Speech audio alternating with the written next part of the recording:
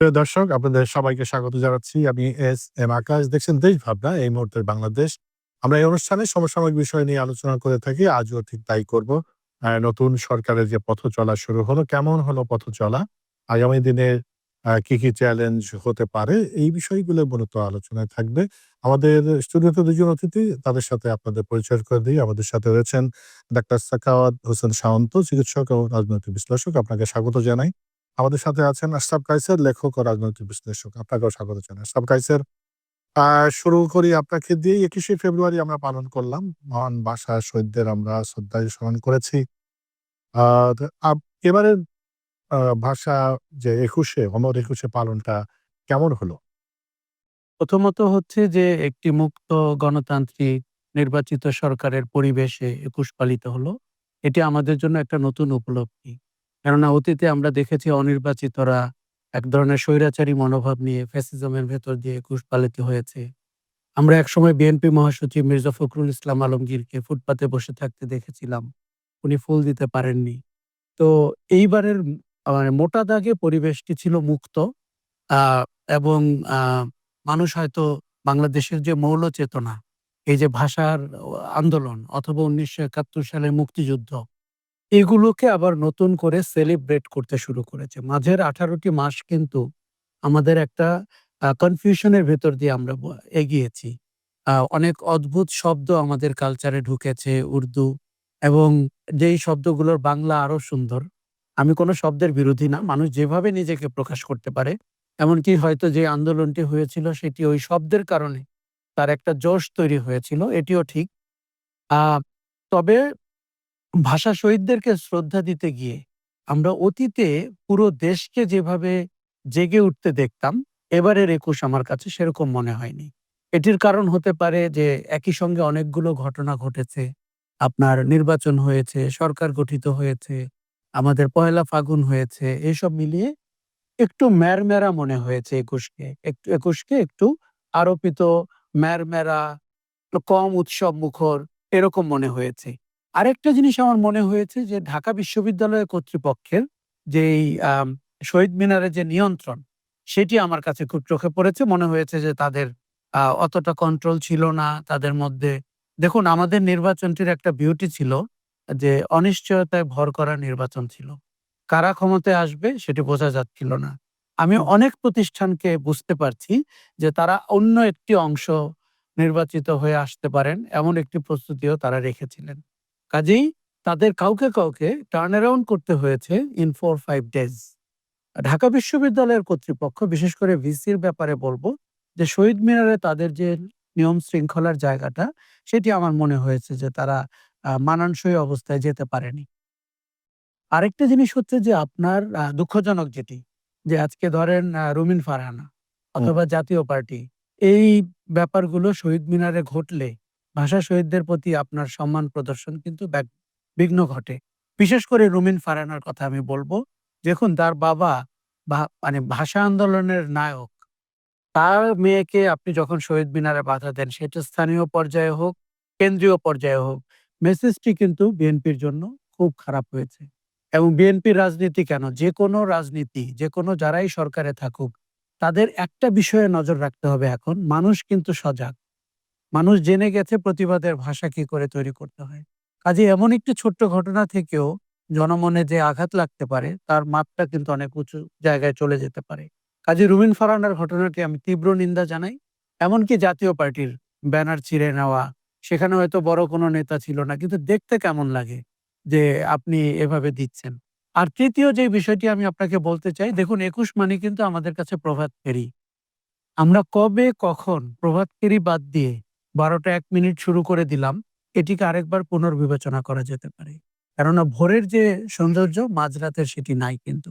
কাজেই এই জায়গাটিকে আমাদের নতুন করে বিবেচনার সুযোগ আছে।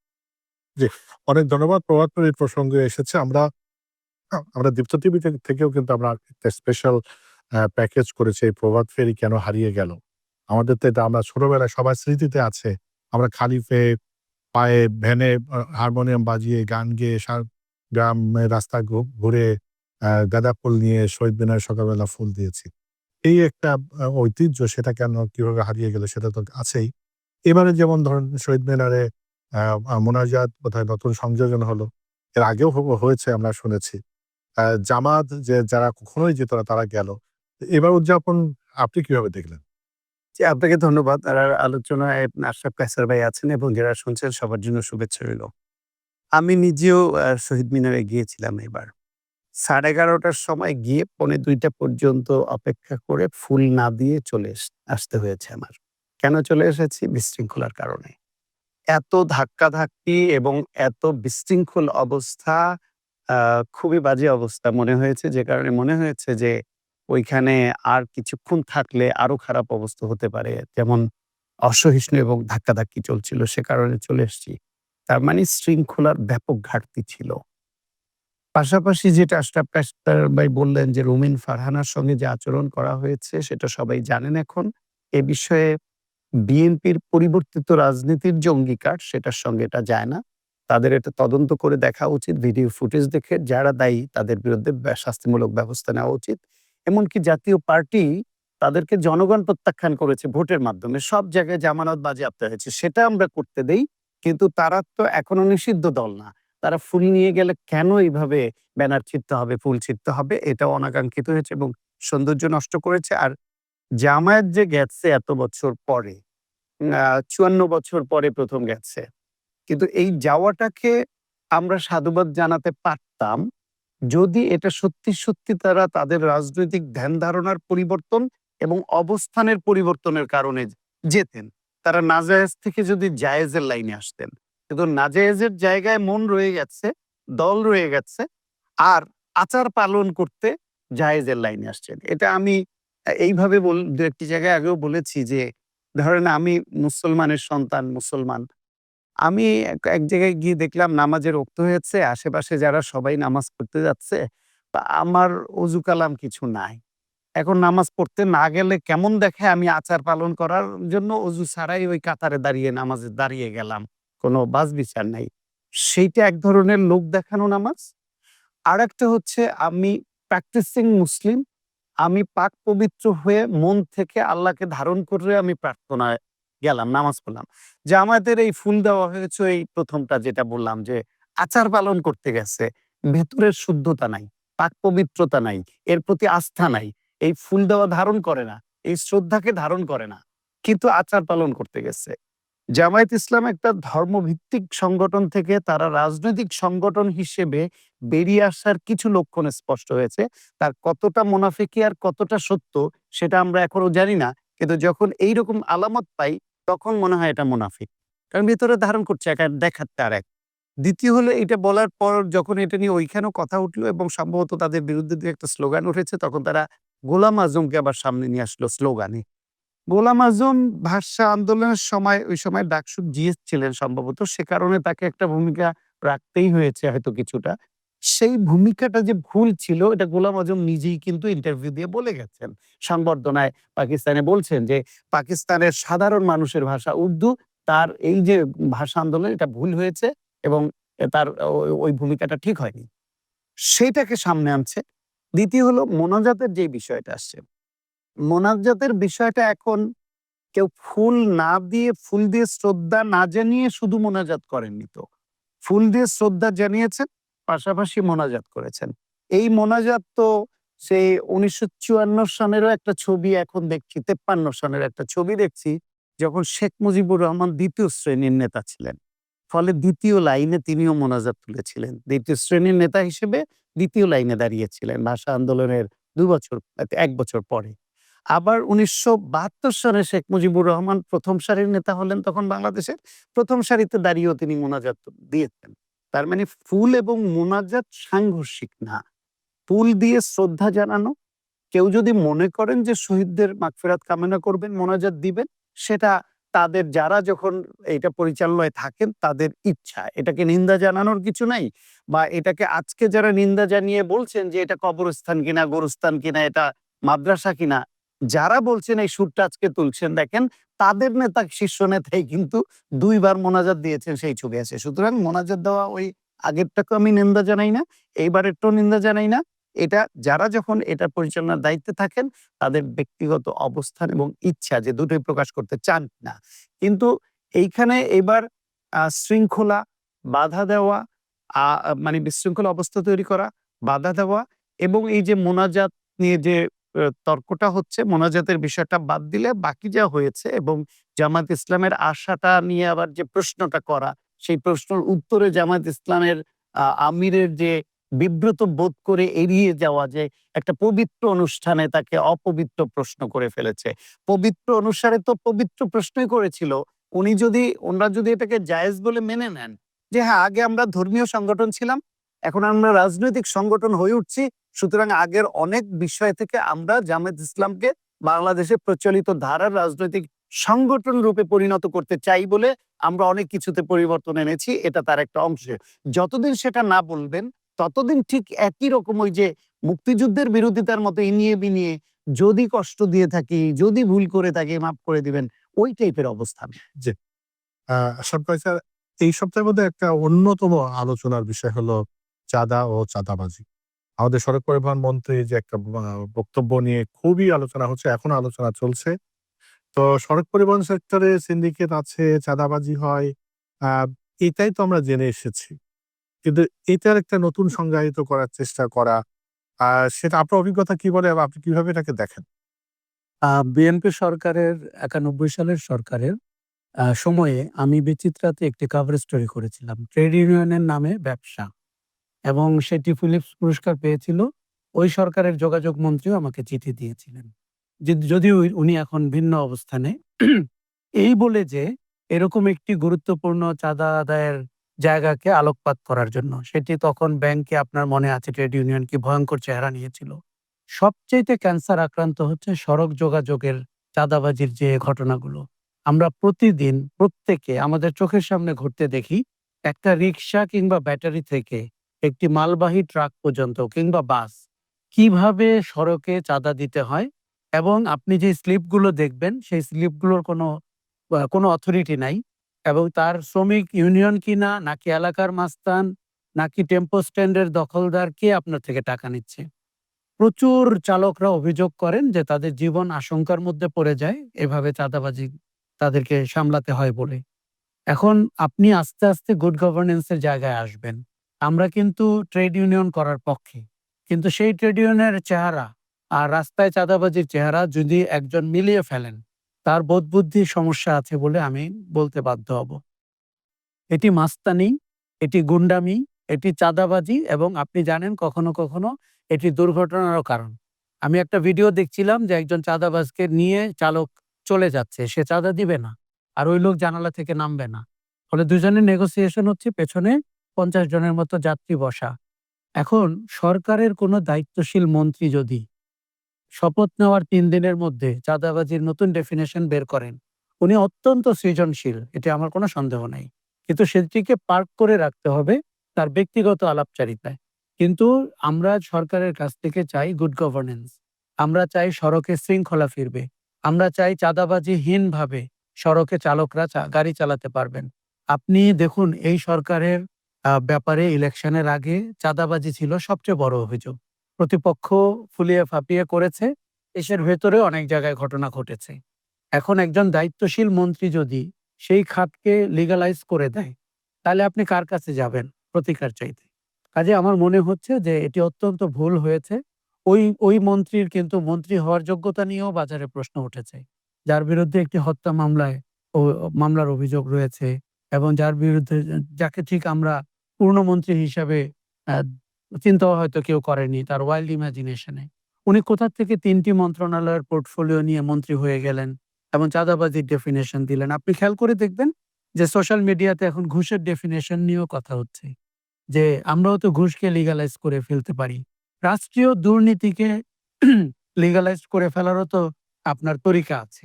এখন যারা সিদ্ধান্ত গ্রহণ করবেন, যারা পলিসি ফর্মুলেট করবেন, যাদের হাতে আইন প্রয়োগের ক্ষমতা আছে, যারা সরকার চালান, তারা যদি এই ভাষায় কথা বলেন, তাহলে মানুষ প্রতিকার চাইতে কোন মহলের কাছে যাবে? এবং আমি আপনাকে হলফ করে বলতে পারি, তার এই বক্তব্যের পরে যারা চাঁদাবাজিতে যুক্ত, তারা নিশ্চয়ই দ্বিগুণ ৩ গুণ উৎসাহে ওই কাজটি শুরু করেছেন। এর প্রত্যেকটি ঘটনার দায় সরকারের ঘাড়ে গিয়ে পড়বে, প্রধানমন্ত্রীর ঘাড়ে গিয়ে পড়বে। এটি অচিরেই সমাধান করতে হবে, এবং এই সেক্টরে এমন কাউকে দেখতে চাই আমরা, যিনি আসলে আইন প্রয়োগ করতে পারেন এবং শৃঙ্খলা ফেরাতে পারেন। এই যে ঢাকা বিশ্ববিদ্যালয়ের ঘটনা, সায়ন্ত বলছিলেন যে প্রায় ২ ঘন্টা অপেক্ষা করে ফিরে এসছেন। আমার চোখে খুবই খারাপ লেগেছে। আমার মনে হয়েছে যে আ এই ঢাকা বিশ্ববিদ্যালয়কে আমি কম চিনি এবং যারা দায়িত্বশীল ছিলেন তাদের কাপড় পোশাক-আশাক দেখে, ওয়াকিটকি দেখেও আমার ঢাকা বিশ্ববিদ্যালয়কে আমি দেখতে পাচ্ছিলাম না। এর চেয়েও বড় সমাবেশ ঢাকা বিশ্ববিদ্যালয় মোকাবেলা করার ক্ষমতা রাখে। কিন্তু কোনো এক জায়গায় গলদ আছে। আমাদেরকে গলদগুলো বের করতে হবে। এখন গলদগুলো বের না করে আপনি যদি নিজেই একটি নতুন গলদের কারণ হয়ে ওঠেন, তাহলে কিন্তু আমার মনে হয় রাষ্ট্র চালানোর ব্যাপারটা অত্যন্ত কঠিন জায়গায় যাবে। জামায়াতে ইসলামী সম্পর্কে ফুল দেওয়ার ব্যাপারে শুধু আপনাকে একটি কথা বলি। রাজনীতিতে অনেক দুর্ভাগ্য আমাদের মেনে নিতে হয়। এমন একটি দুর্ভাগ্য কিন্তু দক্ষিণপন্থী, উগ্রপন্থী, ধর্মের নামে রাজনীতি করার শক্তির বিকাশ। এখন দেখুন এই ভদ্রলোক ফুল দিতে গেছে বিরোধী দলীয় নেতা বলে। কারণ এটা তার আচারের মধ্যে পড়ে। কিন্তু এই কথাগুলো বলে, বলে বাংলাদেশকে যে আবার বিভক্ত করা হচ্ছে, সেই বিভক্তি থেকেই তো আমরা চেয়েছিলাম যে একটা ঐক্যবদ্ধ জাতি হোক। অত্যন্ত দুর্ভাগ্য বাংলাদেশের ভাষা আন্দোলনকে যারা সম্মান করে না, স্বাধীনতা যুদ্ধ, মুক্তিযুদ্ধকে যারা ধারণ করে না, উল্টো ওই সময় মানবতা বিরোধী অপরাধ করেছে এবং গত কয়েক মাস তাদের যে আস্ফালন দেখতে পেলাম, নারীদেরকে হেনস্থা করার ব্যাপারে, মব ইনজাস্টিস এর ব্যাপারে, তারা আমাদের এখানে বিরোধী দল হতে পেরেছে এবং তাদের সাথে যুক্ত হয়েছে জুলাই অভ্যুত্থানের তরুণরা। তাদের সাথে যুক্ত হয়েছে ২-১ জন অত্যন্ত লোভী মুক্তিযোদ্ধা নামধারী ব্যক্তি। এই অপরাজনীতির হাত থেকে মুক্তি না পেলে আপনি কিন্তু জুলাই আগস্টের যে রাজনৈতিক সংস্কার বা পরিবর্তিত বাংলাদেশের চেহারাটি দেখতে চাচ্ছিলেন, সেটি কিন্তু পারবেন না। আমাদেরকে খুব গভীরভাবে আমরা যখন সরকারকে নজরে রাখতে চাই, এরকম অপরাজনীতিকেও নজরে রাখতে চাই। বাংলাদেশের মানুষ তার চেয়ে ভালো রাজনৈতিক সংস্কৃতি ডিজার্ভ করে। অনেক ধন্যবাদ ডক্টর সাখাওয়াত হোসেন শান্ত। বিএনপি এখন তো সরকার এসেছে, কিন্তু নির্বাচনের আগে বিএনপির গ্রাম অঞ্চলের বা এই যে মফস্বলের নেতাদের বিরুদ্ধে কিন্তু চাঁদাবাজির অভিযোগ ছিল, যারা চাঁদাবাজি করছে এবং তাদের চাঁদাবাজি অভিযোগে তাদেরকে বহিষ্কারও করা হয়েছে, এরা তো বাস্তব। কিন্তু যখন ক্ষমতায় আসলো তখন চাঁদাবাজি নিয়ে এবং চাঁদার যে নতুন সংজ্ঞা, বিশেষ করে এমন একটা সেক্টর যে সেক্টরে চাঁদাবাজি একটা কি এটা পরিষ্কার, তো সেখানে এটাকে আপনি কিভাবে দেখেন? সেই সেক্টর মন্ত্রী যদি এটাকে জায়েজ করে। রবিউল আলম রবি কিন্তু ফ্যাসিবাদ বিরোধী আন্দোলনে খুব সক্রিয় ভূমিকা রেখেছেন, টকশোতে কথা বলেছেন, মাঠে আন্দোলন করেছেন, জেল খেটেছেন। তার বিরুদ্ধে অনেক মামলা আছে। হ্যাঁ, সে মামলা আছে। সেই বিবেচনায় তিনি ফ্যাসিবাদ বিরোধী শক্তির সক্রিয় শক্তি। কিন্তু এই মন্ত্রী হওয়ার পরে এখানে তার ভাষায় এবং বোধে যতটা সংযত হওয়া উচিত ছিল, তারেক রহমানের ফলোয়ার হিসেবে, তার মন্ত্রিসভার সদস্য হিসেবে সেইখানে তিনি ব্যর্থ হয়েছেন সেটা ধারণ করতে আমার মনে হচ্ছে। দেখেন, সড়ক নিয়ে ঠিক যেই ভাষায় যে কথাটা বলা হলো যে সমঝোতার ভিত্তিতে হলে চাঁদাবাজি না, এই যে ফুটপাতে যে দোকানগুলি বসে না, আপনার এই কারওয়ান বাজারে তো প্রচুর বিভিন্ন জায়গায় পাবেন অবৈধভাবে সরকারি জায়গায় বা ফুটপাতের দোকান।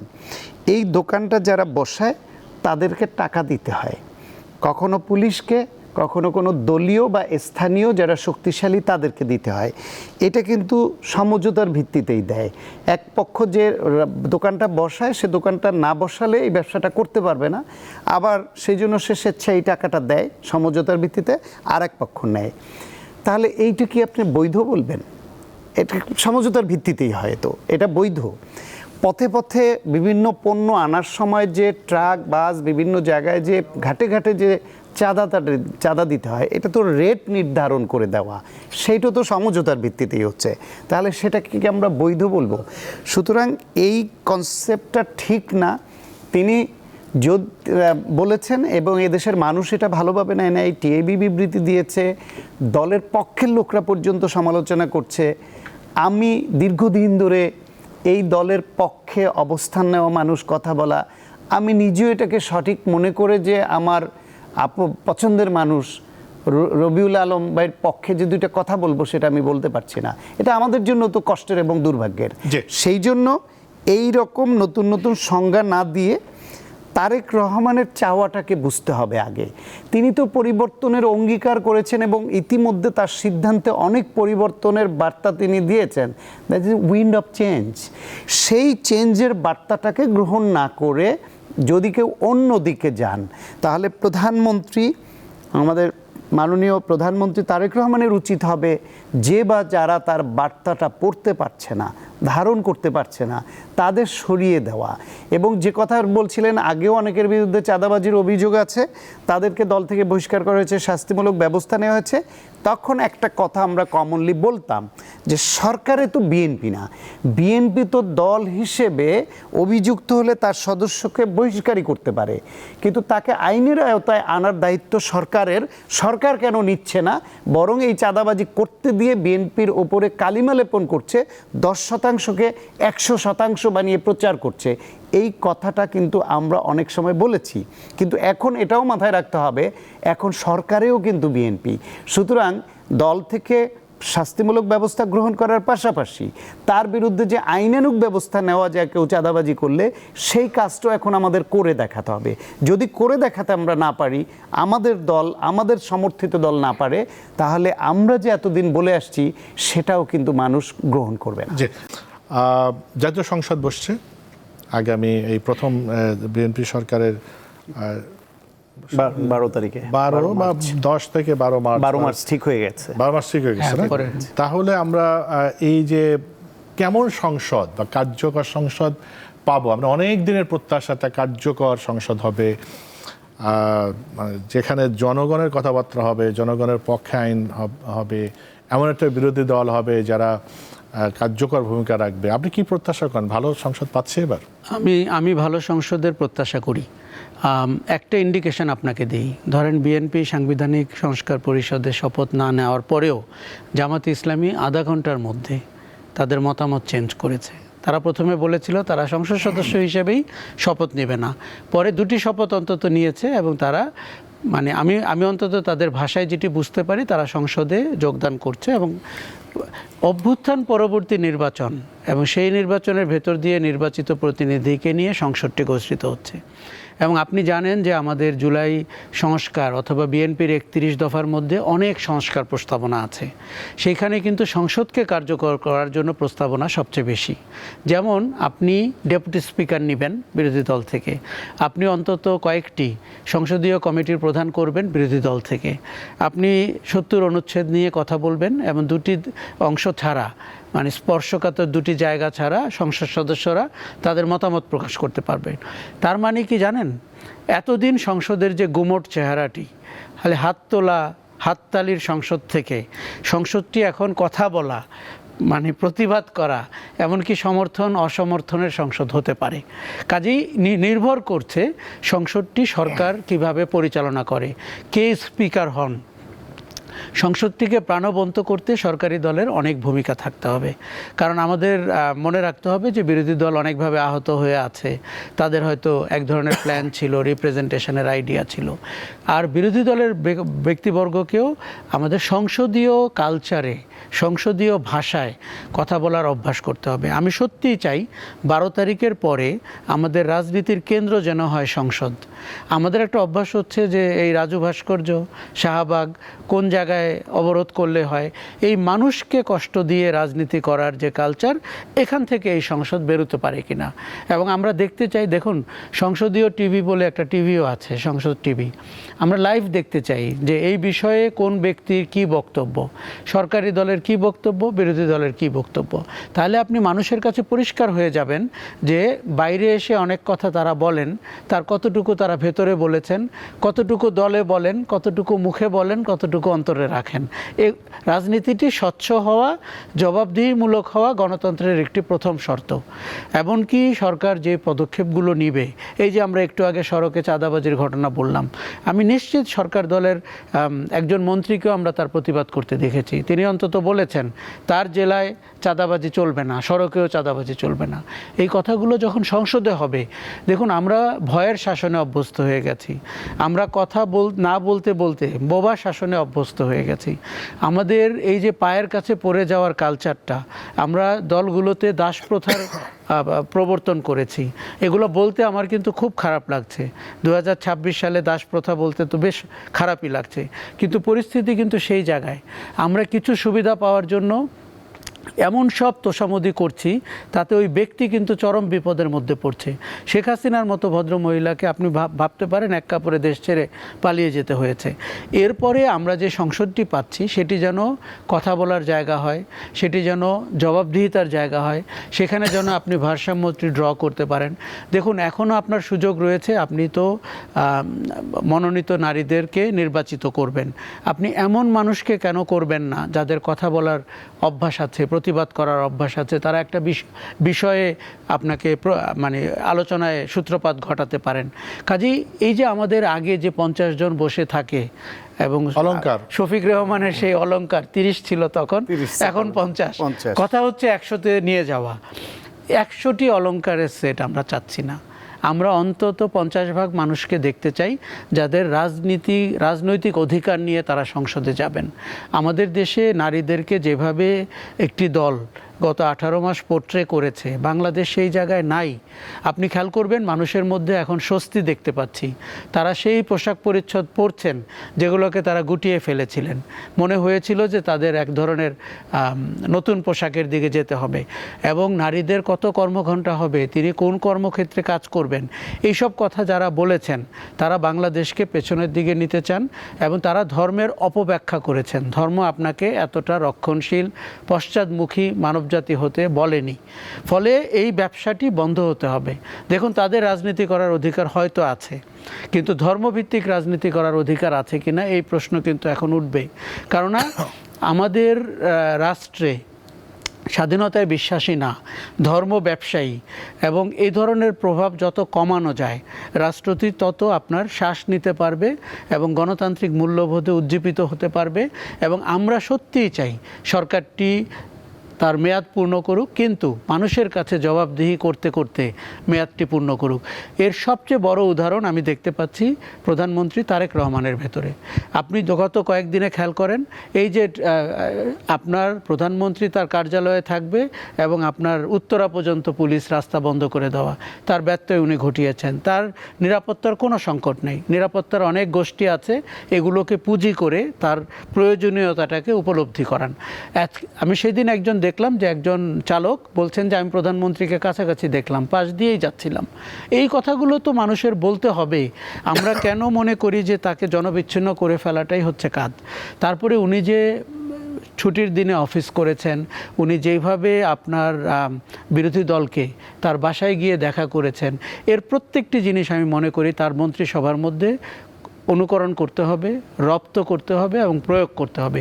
তারেক রহমানের থেকে তার মন্ত্রিসভা এবং তিনি যাদেরকে দায়িত্ব দিয়েছেন তারা কিন্তু অনেক পিছিয়ে আছেন, এবং তাদের মধ্যে আমরা পুরনো ভূত এবং প্রেতাত্মা দেখতে পাচ্ছি, ক্ষমতার গরম দেখতে পাচ্ছি, চেয়ারের গরম দেখতে পাচ্ছি। দেখুন, আপনি ক্যাবিনেট চেঞ্জ করতে পারেন না এমন না, কিন্তু সংসদীয় সরকার ব্যবস্থায় আপনি যখন ইচ্ছা মন্ত্রী বদলাতে পারেন, নতুন মন্ত্রী নিতে পারেন, সিদ্ধান্ত গ্রহণ বদলাতে পারেন।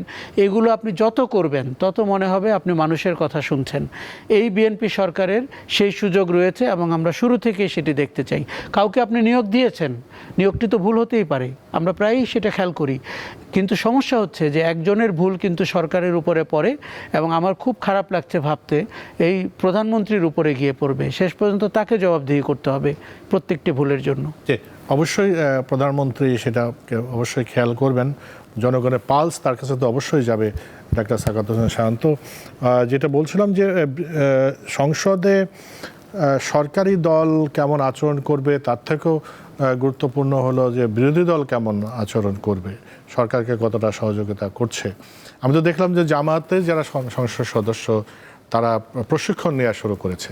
তার মানে আমরা একটা ভালো সংবিধিবদ্ধ সংসদ, কার্যকর সংসদ দেখতে যাচ্ছি। সেটা আমাদের প্রত্যাশা। দেখতে যাচ্ছি কিনা সেটা সময় বলবে। এর আগে আমি একটু অ্যাড্রেস করি যে আশরাফ কায়সার ভাই যে বলছিলেন যে প্রধানমন্ত্রী তারেক রহমানের যে কিছু বিষয় প্রশংসিত হচ্ছে, সেখানে ধরেন এই যে প্রধান যদি কিছু নজির স্থাপন করেন, তার প্রভাব অন্যদের উপর কিছু না কিছু আস্তে আস্তে পড়তে থাকবে। ফলে শুরুতে কিছু ভুল হলো, আমরা একটু সময় নিয়ে দেখব হয়তো যে অনেকটা কারেকশন হয়ে যাবে। ধরেন এই যে কোনো এমপি মন্ত্রী সরকারি যে শুল্কমুক্ত গাড়ি নেবেন না, সরকারি প্লট নেবেন না, এটা তো সবার জন্য, এটা শুধু প্রধানমন্ত্রীর জন্য না। এবং ইতিমধ্যে একজন মন্ত্রীকে আজকে সংবাদ মাধ্যমে দেখলাম, তিনি ঘোষণা করেছেন যে সরকারি বেতন ভাতা গ্রহণ করবেন না, একজন পূর্ণমন্ত্রী এই ঘোষণা দিয়েছেন। সুতরাং এই যে সরকারি সম্পদকে নিজের সম্পদ মনে করে যে ভোগ দখলের যে আকাঙ্ক্ষাটা, এইখান থেকে বেরিয়ে আসার যে বিষয়টা এক্সপ্রেস করছেন প্রধানমন্ত্রী, তা দ্বারা প্রভাবিত হয়ে আরও একজন করলেন, আরও দুজন করবেন হয়তো। আর একটা হচ্ছে অপরাধীদের ধরিয়ে দেওয়ার যে বিষয়টা। আজকেই সংবাদ মাধ্যমে আমরা ওঠার সময় দেখছিলাম যে একটা ঢাকার বাইরের একজন ওসিকে বিএনপির লোকাল একজন নেতা টেলিফোনে ধমকেছেন বা খারাপ কথা বলেছেন, তাকে পুলিশের হাতে তুলে দেওয়া হয়েছে এবং তাকে অ্যারেস্ট করা হয়েছে। এরকমভাবে যে বা যারা এবার পরিবর্তনের অঙ্গীকার নিয়ে বিএনপি বা সব দল যেই রাজনীতিটা চালু করেছে, সেই পরিবর্তনের অঙ্গীকার ব্যত্যয় যেখান থেকে যারা ঘটাবেন, সে মন্ত্রী হোক আর সে সাধারণ কর্মী হোক কিংবা দলের বাইরেরই হোক, তার বিরুদ্ধে যেন সমানভাবে প্রয়োগ হয়।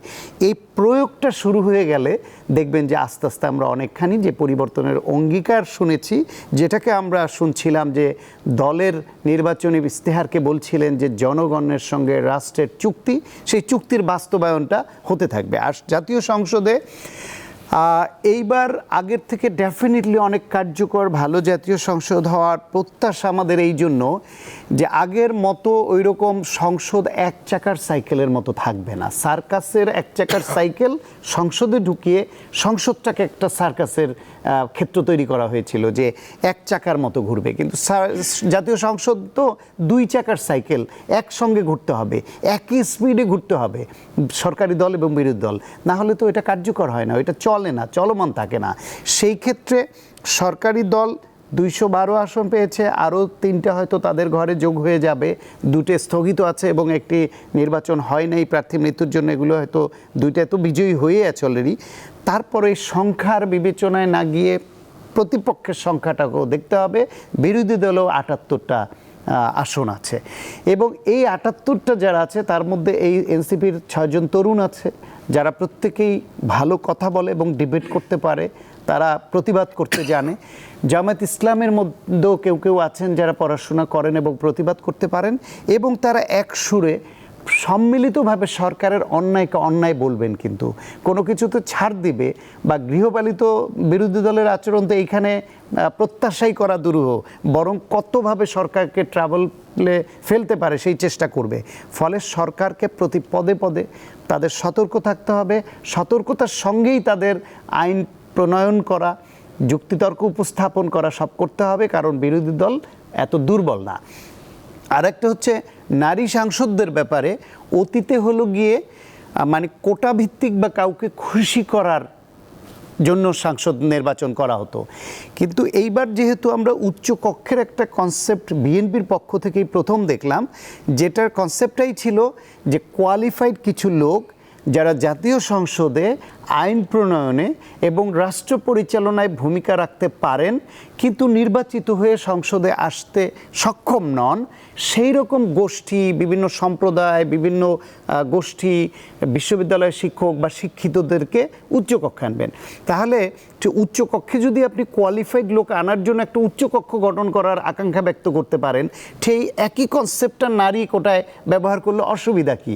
যে এরা নির্বাচিত হয়ে আসার মতো পর্যায়ে আসে নাই, কিন্তু নারীর অধিকার, নারীর এম্পাওয়ারমেন্ট, দেশের উপকার, মানুষের অধিকার রক্ষা করতে যারা অতীতে করার নজির আছে, যারা পড়ালেখা করেন, যারা কথা বলতে জানেন, যাদের মধ্যে কি সততা আছে এবং যারা পারবেন, সক্ষম, এই রকমদেরকে যদি আনে, তাহলে ওই নারী সাংসদ যে 50 জন হবে, তারাও তো সংসদটাকে কার্যকর করার মতো দারুণ ভূমিকা রাখতে পারবেন। ফলে এই সংসদটা ডিবেট হবে, কার্যকরভাবে ভূমিকা রাখবে, এটা আমাদের প্রত্যাশা। তবে নির্বাচনের সময় আমরা যে হঠকারী রাজনীতির কিছু আভাস রাজনৈতিক দলের মধ্যে দেখেছি, বিশেষ করে ধর্মভিত্তিক রাজনীতি করা জামায়াত ইসলামের মধ্যে, সেইটা যেন এখন নির্বাচিত হওয়ার পরেও তারা ধারণ না করেন এবং তার প্র্যাকটিসটা সংসদে করা, কথা না কিছু বনিবনা না হলেই ওয়াকআউট করা, সংসদ থেকে পদত্যাগের হুমকি দেওয়া, কিংবা ওই যে মোড়ে মোড়ে বসে যাওয়া, যেটা মব কালচারকে উস্কে দেওয়া, এইসব হবে না, এটা আমাদের প্রত্যাশা। কিন্তু হলে হবে দুঃখজনক। জি, আমরা প্রায় শেষ পর্যায়ে যেটা আলোচনা করবো যে প্রশ্নটা নিয়ে দুজনের কাছে, সেটা হলো রমজান শুরু হয়েছে, আর রমজান শুরু হলেই তো বাজারে আমাদের সবাই যেতে হয়, রমজানে অনেক কেনাকাটা থাকে, দ্রব্যমূল্য তো একটা বড় ইস্যু, এবং সরকার দায়িত্ব নেওয়ার পরপরই রমজানটা এসেছে, কিন্তু বাজার তো সেই আগের মতোই। এটি বিএনপি সরকার দায়িত্ব নেওয়ার পরে একদিন পরের থেকে রোজা শুরু হয়ে গেছে। কাজে এই অর্থে আমরা বলবো যে সরকারটি ওইভাবে প্রস্তুত থাকার কথা না, এবং এই দায় এই সরকারের ঘাড়ে পড়ার কথা না। কিন্তু আমি যদি উল্টো করে বলি, দেখুন, আমি অন্তর্বর্তী সরকারের সময়ও খেয়াল করেছি, প্রথম 7 দিন এবং 10 দিন মানুষ আপনাকে পর্যবেক্ষণ করে, মানুষ আপনাকে ভয় পায়, মানুষ পরিবর্তনের যে কোনো কিছু মেনে নেওয়ার জন্য অপেক্ষা করে। অন্তর্বর্তী সরকার প্রথম 7 দিনে সচিবালয়ে বলতে ব্যর্থ হয়েছেন যে আপনাদের বাড়ি চলে যেতে হবে। তাদের কেউ কেউ ব্যাগ গুছিয়ে রেখেছিলেন। সরকারটি অথর্ব ছিল, সরকারটি নিজস্ব কিছু উদ্দেশ্য হাসিল করতে চেয়েছিল, বাংলাদেশ রাষ্ট্রের জন্য প্রয়োজনীয় সংস্কারটি করতে চায়নি। এখন বিএনপি সরকার, দেখুন, এটি একটি প্রভাবশালী রাজনৈতিক সরকার। একটা অনির্বাচিত অন্তর্বর্তী সরকার আর রাজনৈতিক সরকারের প্রভাবের ক্ষমতা পার্থক্য কিন্তু অনেক। বিএনপি সরকার চাইলেই দ্রব্যমূল্যের লাগাম টানতে পারে, চাইলেই অন্তত 10 জন মন্ত্রীকে নিয়োগ করতে পারে যে এর ব্যাপারে ব্যবসায়ীদের সাথে বসতে হবে, সড়কে চাঁদাবাজি বন্ধ করতে হবে, বাজার হাটে চাঁদাবাজি বন্ধ করতে হবে, অথবা সেটি একটি সীমিত পর্যায়ে নিয়ে আসতে হবে। আপনি যদি মানুষের ভেতরে একবার এই ধারণা দিতে পারেন যে আপনার রাজনৈতিক প্রভাবে খারাপভাবে যেরকম চাঁদাবাজি ঘটে, ভালোভাবে আবার দ্রব্যমূল্য কমে, বিশেষ করে রোজার মাসে। সারা পৃথিবীতে তো উৎসবের মাস, উৎসবের ঘটনা উল্টো হয়। আমরা একটা ব্যাড কালচারে অভ্যস্ত হয়ে গেছি। এই মাসেই ভেজাল বাড়ে। দেখুন, এই যে মোবাইল কোর্ট বিভিন্ন জায়গায় যাচ্ছে, ম্যাজিস্ট্রেটরা যাচ্ছে, ভাবতে অবাক লাগে যে মিষ্টির দোকান থেকে আপনি ট্রাস্ট ভরে মিষ্টিটি কেনেন, তার আসলে কোনো ফ্যাক্টরি দেখাতে গেলে আপনাকে আর মিষ্টির দোকানে যাওয়ার সুযোগ নেই। কাজে এরকম কয়েকটি জায়গায়, আমি সায়ন্তর সাথে শুধু অ্যাড করি, আপনাকে বার্তাটি দিতে হবে যে হিউম্যান বিজনেস, আপনি বাজার নিয়ন্ত্রণ করতে চান এবং চাঁদাবাজি বন্ধ করতে চান, আপনি এরকম 10টি বার্তা ছড়িয়ে দেন। আপনি বিশ্বাস করেন, আপনি এখনও 10 দিন পার হননি। সরকারের অনেক অংশ আছে, অনেক সেগমেন্ট অফ দ্য সোসাইটি আছে, তারা বুঝে যাবে যে এই সরকারের কিন্তু এটি প্রয়োগ করার ক্ষমতা আছে। দেখুন, যারা এমপি হয়েছেন, যারা মন্ত্রী হয়েছেন, প্রতিমন্ত্রী হয়েছেন, তাদের তো স্থানীয় পর্যায়ে যোগাযোগ আছে। এবারের কালচারটি আমরা কেন একবার ভাবি না যে এই যে আমি কি পেলাম, দেখুন, এই যে ফ্যাসিস্ট বিরোধী শক্তি বা ফ্যাসিস্ট বিরোধী ভূমিকায় আমি ছিলাম, এখন আমি কি পেলাম, এটি করতে গেলে কিন্তু আপনি সরকারটিকে ডুবিয়ে দিবেন। মানুষ তখন রিগ্রেট করতে শুরু করবে যে ভাই, ক্ষমতার পালাবদল হলো, শেখ হাসিনা পালিয়ে গেছেন, তারেক রহমান এসে বসেছেন। কিন্তু ব্যাপারটি তো এত সরলীকরণ করা ঠিক হবে না।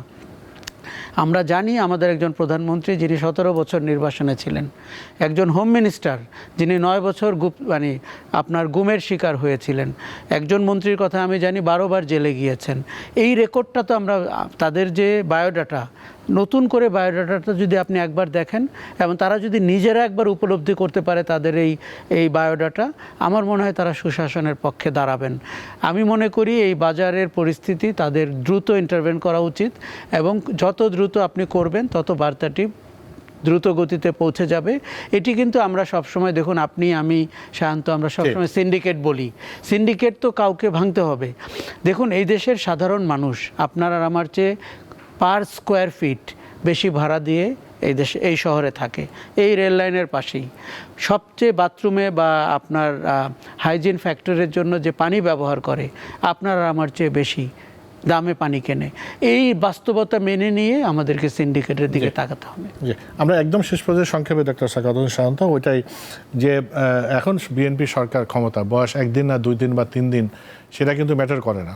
আমি বাজারে যে আমি ঠিকমতো দ্রব্যমূল্য, ন্যায্য মূল্য পাচ্ছি কিনা, সেটাই ম্যাটার করে। সেটাই ধরেন, আমরা এখানে ওই গ্রেস পিরিয়ডটা তাদের দিতে পারি যে যেদিন তারা পরিচালনার দায়িত্ব গ্রহণ করলো তার 1 দিন পরেই রোজা।